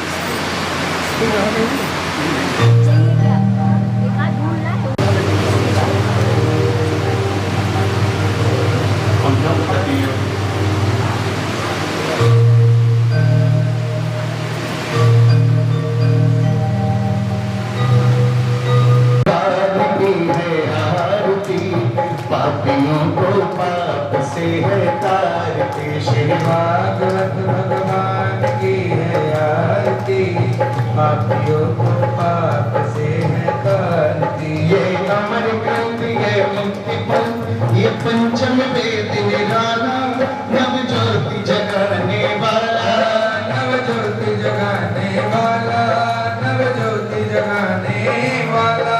हरि नाम यही हरि धाम यही हरि नाम यही, हरि नाम यही। जग के मंगल के आरती पापियों को पाप से है तारते श्री भागवत भगवान की है आरती, पापियों को पाप से है तारती। ये शांति गीत पावन पुनि पापों को मिटाने वाला हरि दर्श कराने वाला हरि दर्श कराने वाला, हरि दर्श कराने वाला। या सुख करनी या दुख हरनी या दुख करनी या दुख हरनी। श्री मधुसूदन की आरती पापियों को पाप से है तारती श्री भागवत भगवान की आरती पापियों को पाप से है तारती। या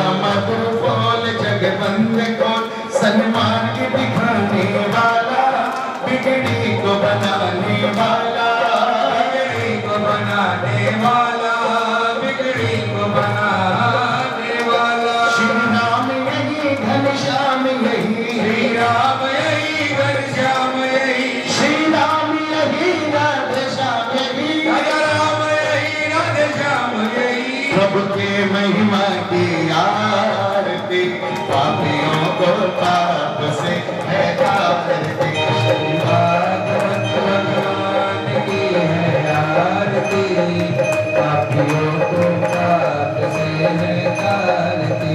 श्री भागवत भगवान के है आरती पापियों को पाप से है तारती भागवत भगवान की है आरती, पापियों को पाप से है तारती। गौरम करुणावतारम संसार सारम मुनिदेवतारम सदा भजन्तं हृदयानंद देवं नमामि जयं नमामि। तमेव माता च पिता तमेव तमेव बन्धु च सखा तमेव तमेव निर्व्याजं तमेव, तमेव सर्वं तमेव। मोरिया रे पप्पा मोरिया रे मोरिया रे पप्पा मोरिया रे मोरिया रे पप्पा मोरिया रे रे पप्पा मोरया रे, मोरिया रे पप्पा मोरिया रे मोरया रे, बाबा मोरया रे। श्री कृष्ण गोविंद हरे मुरारी हे नाथ नारायण वासुदेवा श्री कृष्ण गोविंद हरे मुरारी, हे नाथ नारायण वासुदेवा। हे नाथ नारायण वासुदेवा हे नाथ नारायण वासुदेवा। परे परे कपड़ा किन्यां समर्पयामि ये तीर्थानि चिन्ता ये तीर्थानि प्रचरन्ति हस्तानि खम्यः एका भूतयोजने वधन्वानि तन्मसि कपड़ा समर्पयामि। बोले कृष्ण भगवान की, बोले राधे रानी सरकार की, श्री भागवत महापुराण की, गुरुदेव महाराज की, गणपति बप्पा मंगल मूर्ति दरबार में विराजमान सभी देवी देवताओं की जय हो। अपने अपने माता पिता की जय हो। सत्य सनातन धर्म की जय हो। राघवेंद्र सरकार की जय हो। शंकर भगवान की जय हो। प्राणियों में विश्व का भक्ति माता की, भारत माता की, गौ माता की, बागेश्वर धाम की। हर हर महादेव शंभो। और इसी के साथ सभी भक्तों से निवेदन है, कल सभी भक्त अपने कथा के समय अनुसार उपस्थिति हाजिर करें।